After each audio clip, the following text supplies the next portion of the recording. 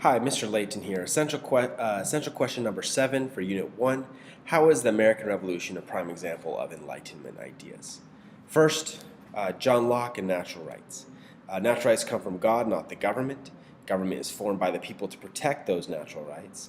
And the people have a right to change an abusive government. If the government is not protecting the rights, they should be able to change that.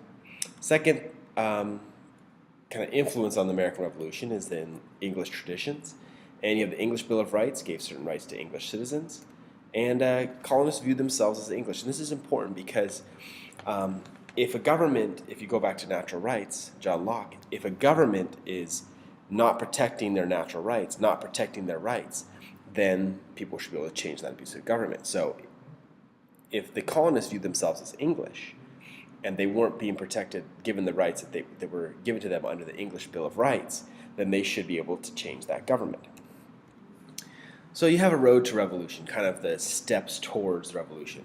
And these are British actions colonists used against their rights. So these are kind of grievances that the colonists had. First, you have the Proclamation Act. This limited where colonists could settle. They couldn't settle past the Appalachian Mountains. Second, you have Navigation Acts. Colonists could only trade with Britain. They were only allowed to trade with Britain. It's called mercantilism. This next one is the Sugar Act. This is a tax without representation. You have the Quartering Act. This was colonists were required to provide British troops quarters and supplies. You have the Stamp Act, again, another tax. You have the Townshend Act. This is another more taxes on various goods. You have the Tea Act, which is more taxes. And you have the Tarl Act. This one dissolved assembly and town meetings. The colonies had been able to have representative assemblies kind of since their founding, and this got rid of them. And so this was viewed as anti-democratic, as taking away their rights.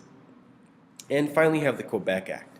And this had no real direct impact on the colonists, but they viewed it, it was kind of fear that the British would do the same thing they did in Quebec, which was declare an official religion. And the colonists felt very strongly about freedom of religion, and most of them were Protestant, not Catholic. So that's the road to revolution. So this leads to the Declaration of Independence. And this is a prime example of an Enlightenment document. First, the preamble kind of outlines the natural rights that come from God.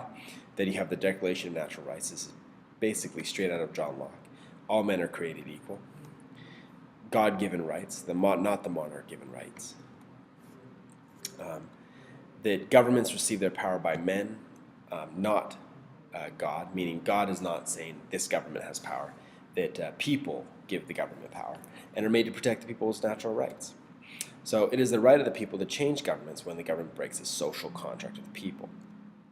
And so then finally after that, you have the grievances, lists of grievances, evidences that show England is not protecting their natural rights. And they go through a lot of those events that were on the road to revolution from the prior one. And so finally, this is straight out of your textbook. This one is basically have an Enlightenment idea and the U.S. Constitution. So Locke, empowerment comes from the people, and the U.S. Constitution starts out with we the people to establish legitimacy. It creates a representative government. It's limited government. Those are all Enlightenment ideas from Locke. Montesquieu had the separation of power, and the U.S. Constitution outlines the federal system. So you have a separation between the federal government and the states. So then you have, again, separation of power. You have 3 branches of government.